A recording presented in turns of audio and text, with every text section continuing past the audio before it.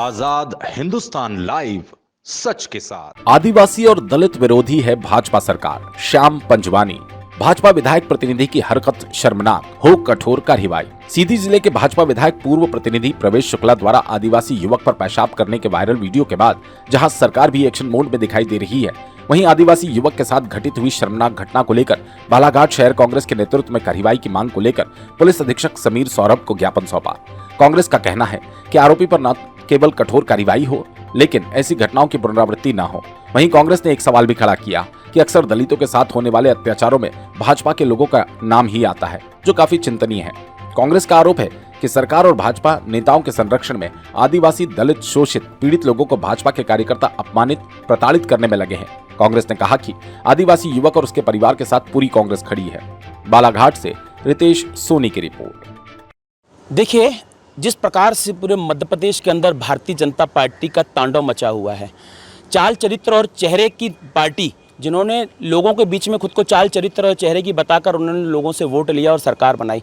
पूरे मध्य प्रदेश के अंदर हमारा ये मानना है कि जिस प्रकार से सीधी में ये घटना घटी कि विधायक के प्रतिनिधि उनके द्वारा एक विक्षिप्त व्यक्ति के ऊपर पेशाब करने की घटना की जाती है, तो इनका चाल जिस प्रकार से मध्य प्रदेश के अंदर, महाराष्ट्र के अंदर, गोवा के अंदर ये लोग लोगों को खरीदकर, विधायकों को खरीदकर अपनी सरकारें बना रहे हैं, इनका चाल दिखता है। और चरित्र की बात करें तो हनी टैप मामला किसी से छुपा नहीं है। और वहाँ दिल्ली में रेस कोर्ट में जिस प्रकार से इनके ब्रजभूषण कौन है, उनका जो सांसद, उसकी जो घटना घटी, तो उसका चरित्र दिखता है। चाल चरित्र और चेहरे की बात करें तो ये चेहरा दिखता है कि एक विधायक का प्रतिनिधि इस तरीके से घटना घटता है और उनके बचाव में जिस व्यक्ति के ऊपर वो यूरिन कर रहा था उससे लिखा पढ़ी करवा ली गई कि हमारे पर ऐसी कोई घटना नहीं घटी। बड़े शर्म की बात है।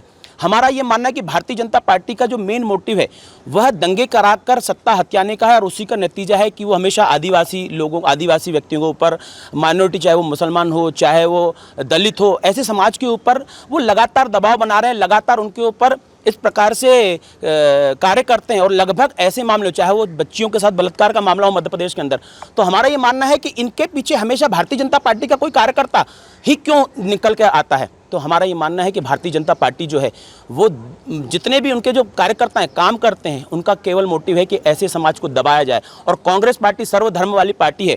हमने हमेशा ऐसे लोगों की आवाज़ उठाई, चाहे वो दलित का मामला हो, चाहे वो आदिवासी का मामला हो, चाहे वो महिलाओं का मामला हो। ऐसे जब ऐसे घटना घटती है तो कांग्रेस पूरी ताकत के साथ सड़कों पर उतरकर इसका विरोध करती है। तो आज हम लोगों ने एसपी के माध्यम से यहाँ पर उनको ज्ञापन दिया कि तत्काल धारा 34 के अंदर उस विधायक पर भी कार्रवाई की जाए जिसने ऐसा प्रतिनिधि बनाया। हमारा मानना है कि उसकी शय पर सब चीजें की जा रही है, तो विधायक के ऊपर भी कार्रवाई होनी चाहिए। और दूसरा मामला कि मध्य प्रदेश बालाघाट जिला जो है आदिवासी क्षेत्र है, तो आदिवासी क्षेत्र के होने के कारण बालाघाट के अंदर भी उस व्यक्ति की यहाँ पर शिकायत होनी चाहिए, FIR दर्ज होनी चाहिए और उसको यहाँ पर बालाघाट के अंदर उस पर कार्रवाई होनी चाहिए।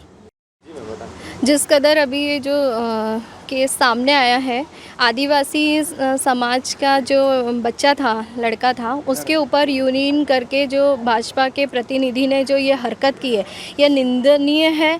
और जहाँ तक ये शुक्ला जी जिनका नाम है, ये ब्राह्मण समाज से होते हैं, समाज की बात नहीं है, लेकिन जब जनेऊ बोलते हैं जिसे, उसे कर्ण में लपेट कर और फिर यूरिन किया जाता है, तो वो सब तो एक अलग गया बात।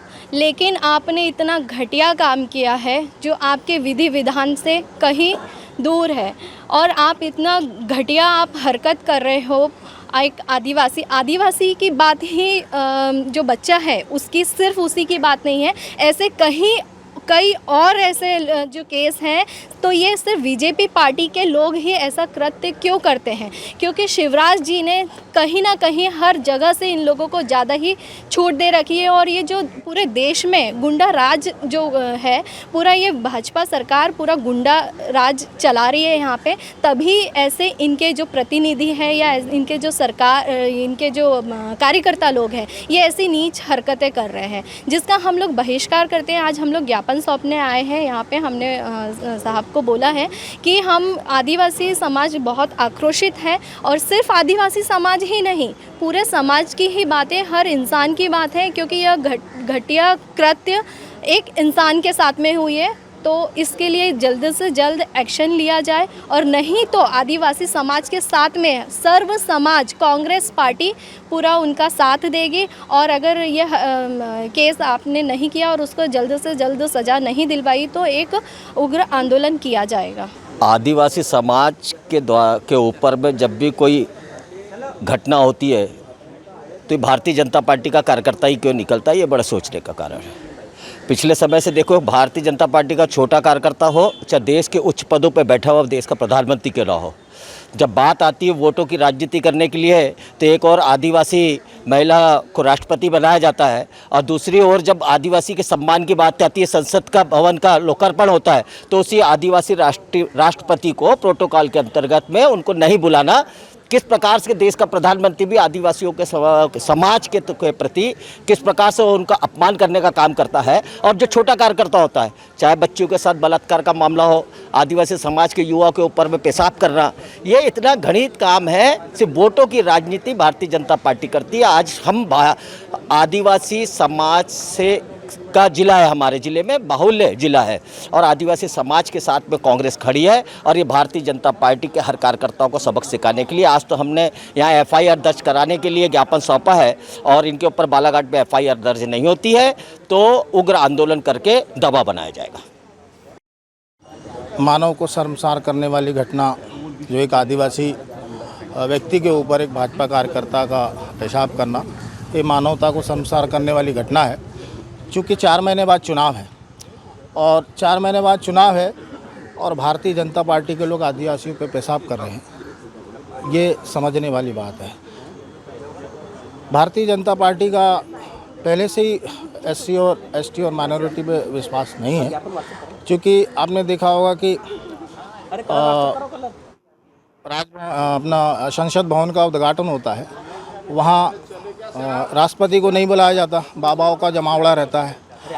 राम मंदिर का उद्घाटन होता है, राष्ट्रपति गोविंद सिंह जी थे, उनको नहीं बुलाया जाता है, बाबाओं का जमावड़ा रहता है। तो यहाँ तक समझ में आता है कि ये कहीं ना कहीं आदिवासी और दलितों की हितैषी नहीं है। दूसरी चीज़, हिंदू राष्ट्र बनाने की ये बात करते हैं, तो हिंदू राष्ट्र बनाने की ये बात करते हैं और इस तरीके की ये घटना है, तो हिंदू राष्ट्र की कल्पना की जा सकती है कि किस तरीके से हिंदू राष्ट्र आने वाले समय में अगर हिंदू राष्ट्र बनाते हैं तो हिंदू राष्ट्र का क्या कल्पना हो सकती है और हिंदू राष्ट्र कैसा ये लोग संचालित करेंगे।